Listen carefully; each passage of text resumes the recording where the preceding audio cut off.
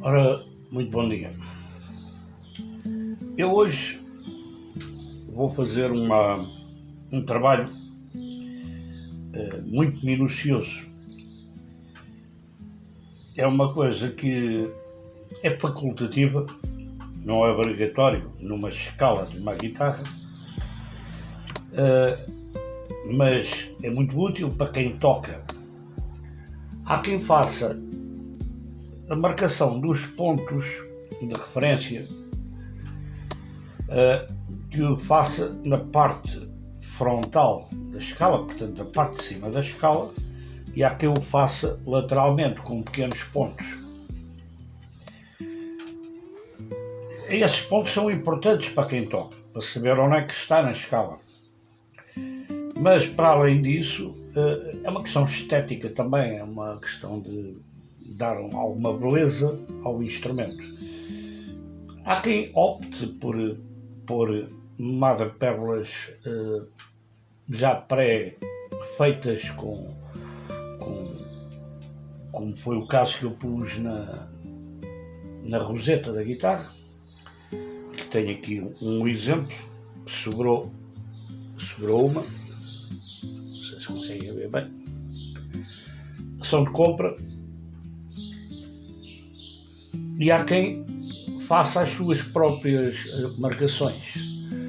Claro que fazer uma peça destas em formato tão perfeito quanto isto é feito com máquinas, não é? É um bocado difícil.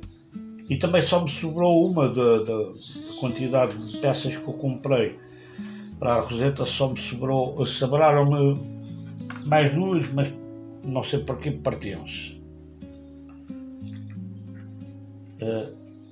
E então eu estou a optar, esta provavelmente ainda vou aproveitar aqui para um ponto aqui no final, talvez uma outra. O importante na escala é basicamente sabermos onde é que é a oitava. Portanto, a oitava é um conjunto de 7 notas mais os sustenidos, ou os bemóis, como queiram chamar. Portanto, dá um total de 12 meios tons. Portanto, o 12º ponto, que é este que está aqui, quer dizer que a corda solta ou tocada neste traste, neste ponto que irá fazer com que a corda encoste ao 12º traste, portanto é uma oitava. Chama-se uma oitava, mas é composta por 7 notas mais 5 sustenidos. Portanto, 7 e 5 são 12. Pronto. Eu já fiz previamente a marcação, fiz para achar o centro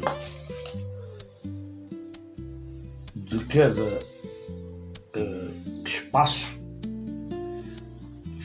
Para já tenho uma linha central que me vai orientar depois quando eu for colar a escala, e depois entre vértices,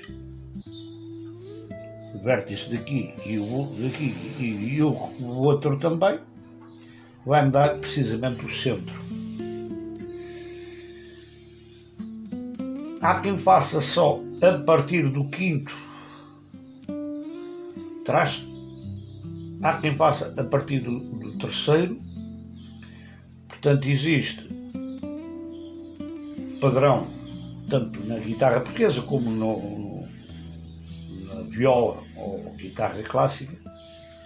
O padrão são marcações feitas no 3º, no 5º, no 7º, depois no 10º, no 12º, depois existe mais 2 espaços e 2 meios tons, será no 15º, no 17º, no 19º, e depois, consequentemente, ainda vai haver aqui um corte que eu agora vou só desenhar assim um bocado abrupto, não é bem assim, mas há de ser Isto vou só cortar depois no fim, na guitarra portuguesa. Ou seja, eu vou-vos mostrar mais em pormenor.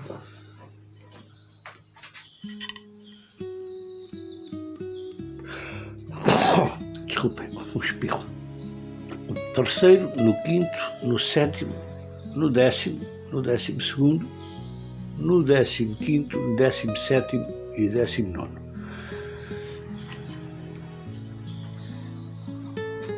Estas marcações há quem faça só quinto, sétimo e 10º e 12º. Há pessoas que até já nem fazem marcações a partir daqui, porque a guitarra, os acordes que são feitos normalmente andam até o 10º, não passam daqui. Depois, a partir daqui, praticamente só se utiliza a parte dos agudos da escala para fazer solos, não é? Porque o próprio braço, quando chega ao 10º ponto, encosta na caixa e a gente não tem possibilidades de fazer um acorde completo, porque esta zona aqui já, a partir do 10º ponto, já é a caixa. Ora, começa a caixa aqui, não é? Portanto, o que acontece?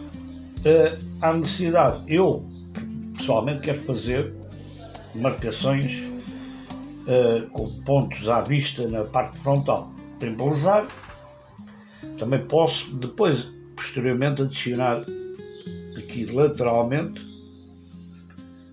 uns pontozinhos. Porquê? Porque quando estamos a tocar, a escala fica, portanto, inclinada, estamos com a guitarra, portanto, inclinada, e não é muito fácil ver a parte frontal. Teríamos de ter a guitarra um pouco inclinada para vermos onde estão os pontos, não é? Se estivermos a tocar e olharmos para baixo, vemos os pontos se estiverem aqui marcados. Portanto, podem existir aqui pontos também marcados. Eu ainda vou decidir se os vou pôr ou não. Estes são mais fáceis de fazer.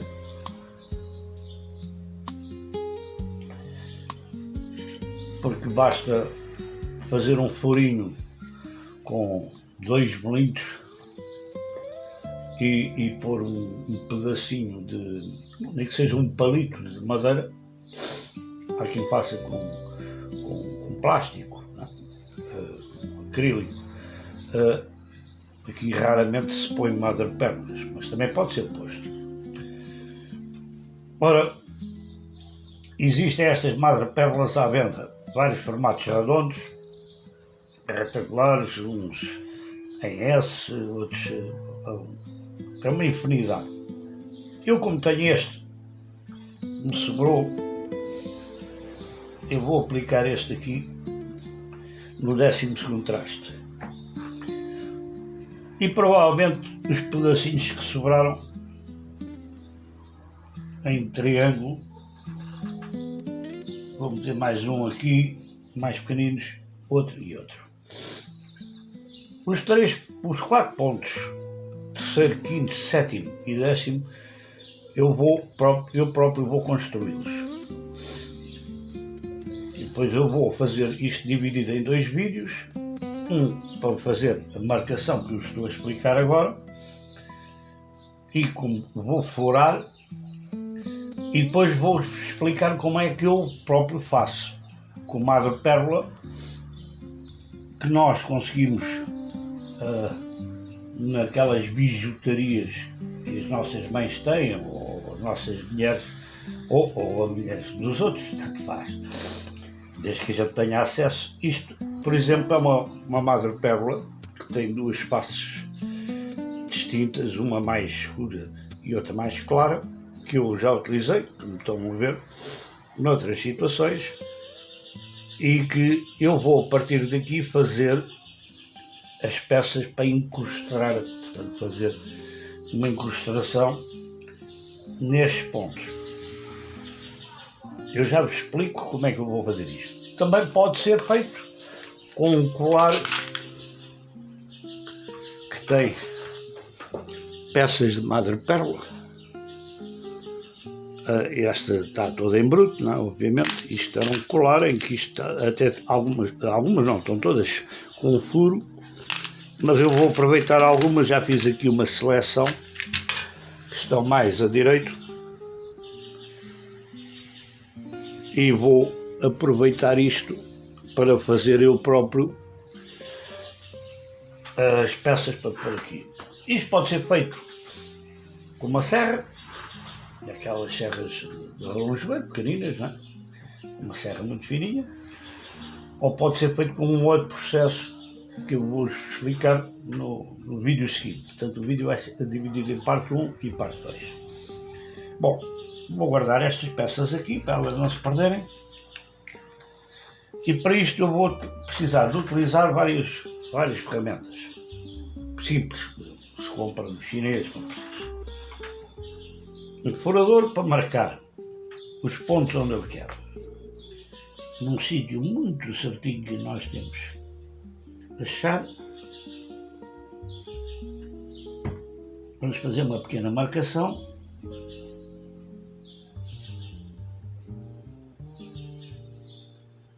Ver se ele fica mesmo centrado.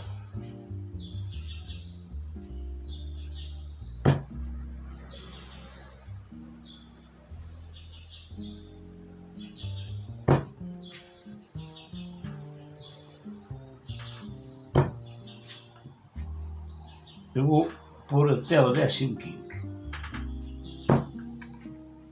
O 17º e o 19º ainda vou estudar se vale a pena meter.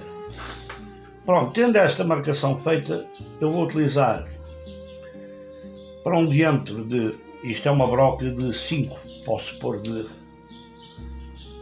ora, deixa pôr isto a zeros.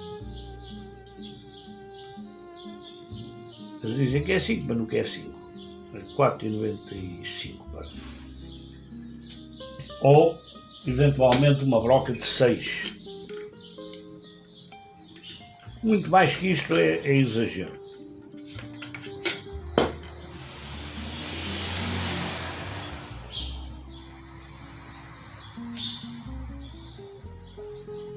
Dá 5,96. Ok? Pronto.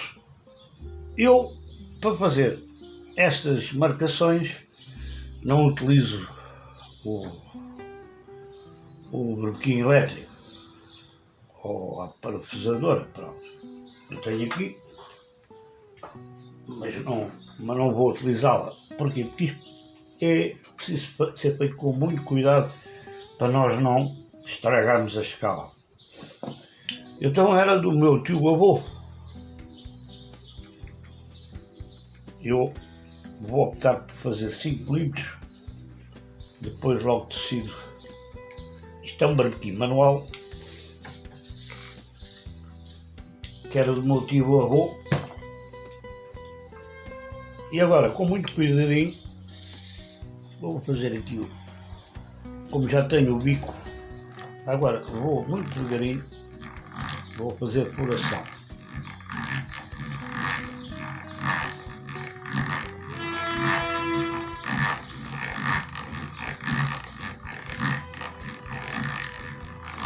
Ora, esta perfuração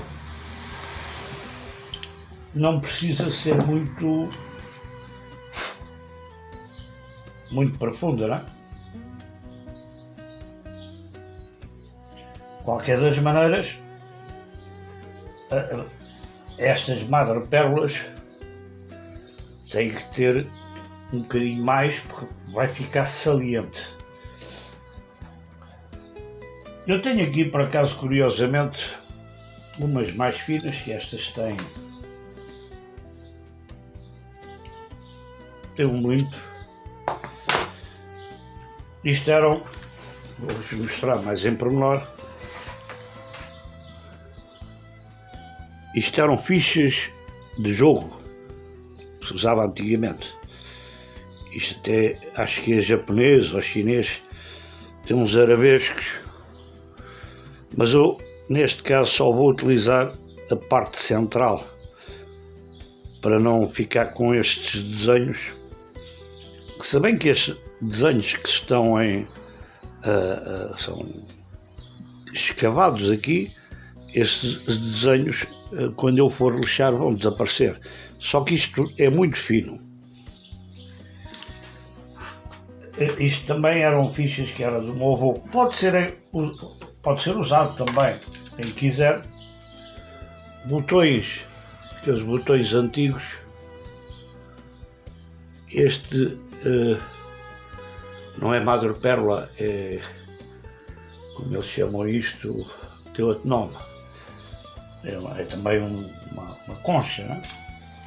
Mas pode ser utilizado, por exemplo, um botão. Hoje em dia já é difícil, mas nas coisas da vossa avó podem encontrar aquelas caixas cheias de botões antigos, podem encontrar isto. Ou então, de um colar, isto também era de um colar, esta é um pouquinho mais grossa, mas não muito. Ora, deixa eu pôr isto a zeros. Tem 1,38. Ora, como isto, eu pretendo que isto fique, portanto, agora para já vou ter que optar por este lado, ou por este que é mais claro. Mas só como a escala tem uma curvatura, eu quando for lixar com o raio que eu tenho definido, um raio de 135,3, depois esta definição do raio depende de vocês, mas quando for lixar depois de colado, obviamente como isto é arredondado, convém que isto esteja um pouco mais fundo, porque senão as partes laterais de cada circunferência, que não vai ser este tamanho, obviamente, as partes laterais vai desbastar mais, porque se isto é curvo, obviamente vai desbastar mais. Portanto, eu vou para já aprofundar um pouco mais.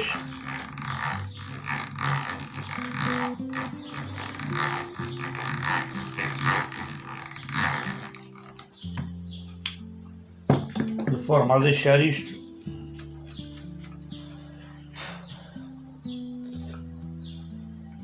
não sei exatamente quanto é que está com profundidade, mas posso ver. Está com 0,85. Convém ser um pouco mais, por volta de 1,5. Portanto, vou ter que fazer isto a todas, não é? Por isso é que convém fazer manualmente, para não cavarmos demais, não é? Para ver, vou medir. 0,99. Um pouquinho mais.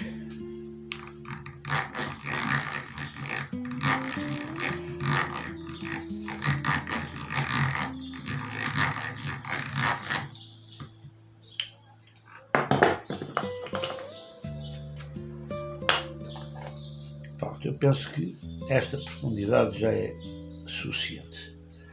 1,23. Ou seja, as peças que eu vou pôr aqui vão ter que ter, no mínimo, 1,23, não é? Portanto, eu como tenho esta, tenho 1,37, se calhar vou fazer a partir daqui. Bom, óbvio, fazer a furação toda por igual. Aqui, como eu vou pôr a tal peça diferente,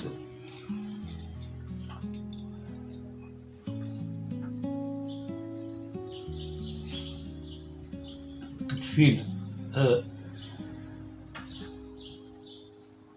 o 12º traste, eu convém acertá-la bem para ela ficar perfeita, e para isso vou utilizar um um lápis muito afiadinho, ver se está tudo certinho, e vou fazer uma marcação à volta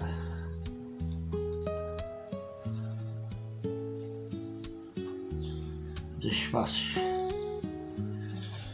Ora, esta aqui eu vou ter que cortar com formol. Neste caso será com um formol mais pequenino que eu tenho, é de 4 mm, salvo erro. Não, é de 6. Eu acho que tenho um de 4, mas um de 6 também dá. Convém, quando nós formos fazer a marcação do espaço, a parte facetada fique para dentro, porque é para não lascar para fora. Este eu já vou tratar assim. Vou dar aqui peçazinha para não se perder. Obviamente aqui vamos depois ter que preencher com um pouco de pó de... guardamos já quando estivermos a lixar isto, pó de ébano, que é para tapar os pequenos defeitozinhos que possam existir eventualmente, e nomeadamente na peça central. A peça central tem umas ranhuras. Está aqui tudo. Esta peça central,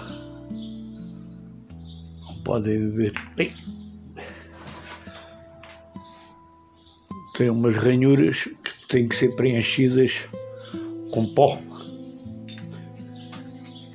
Mas isso eu vou fazer assim. Portanto, agora, para colar isto, eu vou utilizar super cola, cianoacrilato. Isto é comprado no chinês.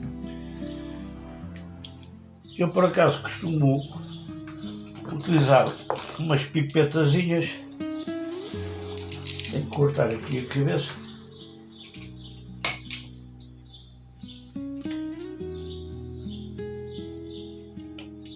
Tem que ser mais um bocadinho. E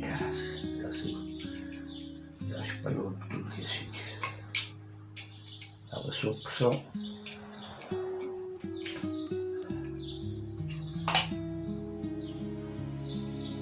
Eu comprei há uns tempos uma coisa muito útil, que é isto. É uns pacotes, bem com 50. Isto é um tubinho muito fininho que se adapta aqui. Deixa-me cá limpar isto antes que isto fique já tudo colado.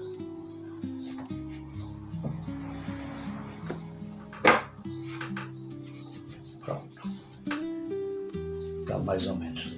As bancadas estão sempre assim. Portanto, isto não é preciso estar a pôr e tirar esta tampa, porque isto, como é tão fininho, o ar praticamente não entra. Se secar a pontinha, a gente vai cortando, e depois, quando estiver já muito grossa, depois utilizamos outra. Bom,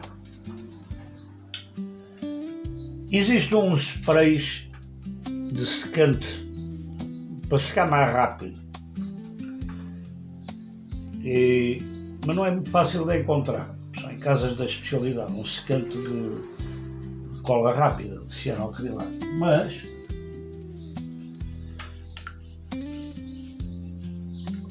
o álcool isopropílico, portanto 99,5% de pureza, diz que é superior a 99%, ou seja, é álcool realmente puro, não tem quase praticamente água nenhuma. E mais uma coisa, misturado com uma coisa que se chama, isto é utilizado em muitas coisas, mas na cozinha também. Isto é bicarbonato de sódio. Portanto, o bicarbonato de sódio, que é excelente até para lavar os dentes, para eles ficarem mais branquinhos, não é o meu caso, porque os meus dentes já, a maior parte deles se foram embora. Nós podemos utilizar num frasquinho deste tipo